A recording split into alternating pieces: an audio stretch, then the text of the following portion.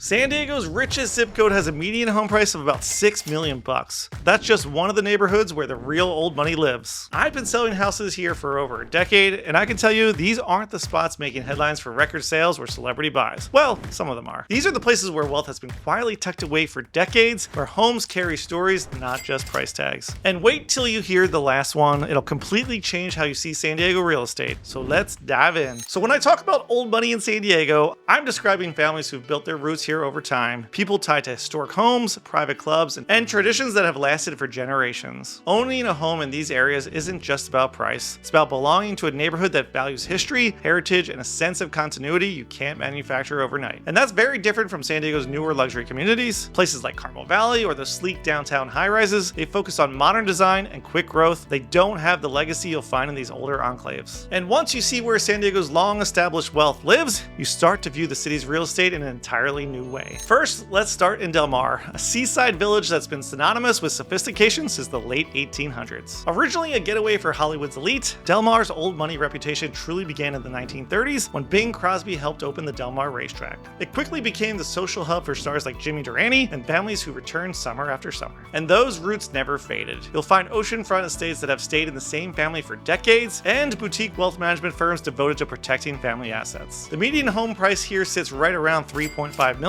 but those coastal estates often trade well above $10 million bucks. Now, these aren't just properties, they're part of the town's story. Drive through Del Mar's quieter streets and you'll feel that enduring sense of elegance. A community that's prospered by staying understated. Next up, we have Sunset Cliffs and Point Loma, areas with some of San Diego's deepest historical roots. In the 1920s, developers like John P. Mills and the Pantages Mills Shreve Group built graceful Mediterranean-style homes perched above the Pacific. And many still stand today, living pieces of early San Diego architecture. Charles Lindbergh even took his first San Diego flight here at Ryan Field before his historic trip across the Atlantic. And for decades, the San Diego airport actually carried his name, Lindbergh Field, until it was officially renamed in 2003. And that little detail tells you how much aviation and ambition were tied to the coastline from the very beginning. What's remarkable is that many of those early families chose to protect open parkland instead of crowding the cliffs with more homes. That's classic old money thinking, preserving legacy over quick returns. Now, the median price in Point Loma is a reasonable $1.5 million bucks, but the historic estates along the bluffs can reach $3 to $5 million. Walk these neighborhoods and you'll see why they've endured. The architecture, the ocean views, and the respect for the landscape all work together. That kind of character isn't created, it's maintained. Now let's turn to La Jolla, the crown jewel of San Diego's old money legacy, and its quietly elegant neighbor, Bird Rock. La Jolla's influence is anchored in its institutions. The La Jolla Country Club, opened in 1927 and designed by William Bell, has kept its membership close to home for nearly a century. And just down the coast, the La Jolla Beach and Tennis Club, also from 1927, still sees memberships pass within families who've been there for decades. Philanthropy helped define the area too. Ellen Browning Scripps invested heavily in La Jolla's growth, funding schools, museums, and UC San Diego itself. Then there's Theodore Geisel, better known as Dr. Seuss, who wrote many of his classics from his La Jolla hillside home, and actor Gregory Peck, who co-founded the La Jolla Playhouse in the 1940s. Though oceanfront and historic properties often reach $8 to $20 million bucks. Bird Rock shares the same ocean air, but feels a little bit more private, with homes averaging right around $3 million. Here, buyers aren't just paying for square footage. They're investing in community, stability, and a piece of coastal history that never really goes out of style. Now we head inland to Rancho Santa Fe, where San Diego's old money story reaches its peak. The 92067 zip code routinely ranks among the wealthiest in the entire country, with median home prices right around $6 million.